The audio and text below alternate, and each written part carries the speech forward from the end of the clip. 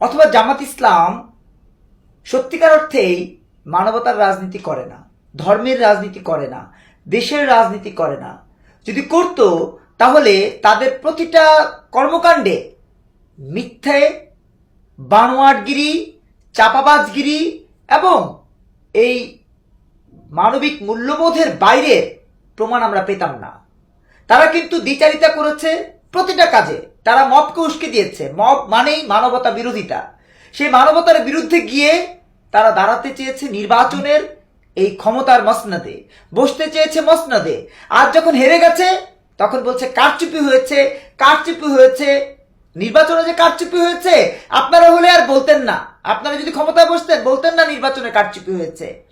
আপনারা এখন কারচুপি হয়েছে বলছেন এই কারণে, কারণ আপনারা মিথ্যের রাজনীতি করেন, আপনারা মানবতা বিরোধী রাজনীতি করেন, আপনারা দেশ বিরোধী রাজনীতি করেন, আপনারা ভাষার বিরোধী রাজনীতি করেন, আপনারা বাংলাদেশের মানুষকে কষ্ট দেওয়ার রাজনীতি করেন। তার প্রমাণ 5ই আগস্ট, 5ই আগস্ট, 5ই আগস্ট।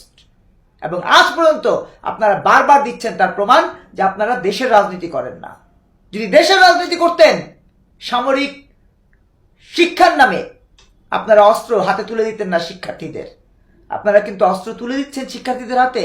আমরা দেখতে পাচ্ছি সেই প্রমাণ। বাংলাদেশকে কতটা বোকা বানাতে চান আপনারা? কতটা বোকা বানাতে পারলে আপনাদের মনের খায়েশ পূরণ হবে? আমরা জানতে চাই, জনগণ জানতে চায় যে আপনাদের আর কতটুকু খায়েশ লাগবে। মামুনুল যখন হেরে গেছে বলছে নির্বাচনে কারচুপি হয়েছে। আবার ওই যে কি বলে ওই ভদ্রলোকের নাম সার্জিস, বিশিষ্ট ছাত্রলীগ নেতা, তিনি যখন হেরে গেছেন বলছেন নির্বাচনে কারচুপি হয়েছে। কিন্তু আক্তার যখন হচ্ছে তখন বলছে নির্বাচনে কোনো কারচুপি হয়নি। যখন নাহিদ ইসলাম হচ্ছে তখন বলছে নির্বাচনে কারচুপি হয়নি। তার মানে নিজেরাই নিজেদের সব বিরোধিতার অবস্থান জানান দিচ্ছেন, নিজেরাই নিজেদের ধর্ম মানবতা বিরোধীদের অবস্থান জানান দিচ্ছেন, যা আপনারা সত্যিকার অর্থেই বাংলাদেশ বিরোধী। তা না হলে 5ই আগস্টের আগে তো বাংলাদেশে কোনোদিন ইনকলাব জিন্দাবাদ স্লোগান হয়নি। 5ই আগস্টের আগে কোনোদিন বাংলাদেশের মাটিতে ইনকলাব জিন্দাবাদ স্লোগান হয়নি এই কারণে যে বাংলাদেশের মানুষ জানতো ইনকলাব জিন্দাবাদ ব্রিটিশ বিরোধী আন্দোলনে কিছু বিপ্লবী বিদ্রোহীরা, কিছু সংগ্রামীরা এই স্লোগান দিয়েছেন। কিন্তু আজ যে বাংলাদেশ আমরা পেয়েছি সেই বাংলাদেশে কি ইনকলাব জিন্দাবাদ অর্থাৎ হিন্দিতে বা উর্দুতে বা ফার্সিতে বা আরবিতে কোনো স্লোগান দেওয়ার প্রয়োজনীয়তা আছে? নেই তো। তাহলে কেন ভাষার মাসে ইনকলাব জিন্দাবাদ? কারণ বাংলা ভাষা থাকলেই তাদের মনে পড়ে যাবে যে বাংলা ভাষার পথ ধরে এসেছিল স্বাধীনতা, বাংলাদেশের মুক্তিযুদ্ধ।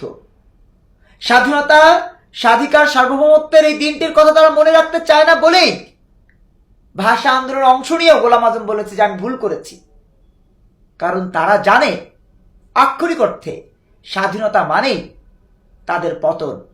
বাংলাদেশ সত্যিকার অর্থে যদি ধারণ করতে হয় তাহলে তাদের পতন নিশ্চিত হয়ে যাবে। যে কারণে তারা বাংলাদেশ ধারণ করতে চায় না, তারা বাংলা ভাষা ধারণ করতে চায় না। তারা বাংলা ভাষা, বাংলাদেশ, বাংলাদেশের সার্বভৌমত্ব, বাংলাদেশের সংবিধান, বাংলাদেশের গঠনতন্ত্র, বাংলাদেশের সাংবিধানিক যে কাঠামোগত জায়গা, প্রতিটা জায়গাকে তারা ইরেজ করে দিতে চায়।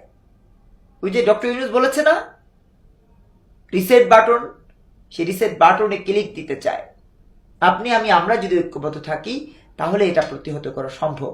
আসুন আমরা এই রিসেট বাটনের রাজনীতিকে না বলি, বাংলাদেশ বিরোধিতার রাজনীতিকে না বলি। বিজয় বাংলাদেশ।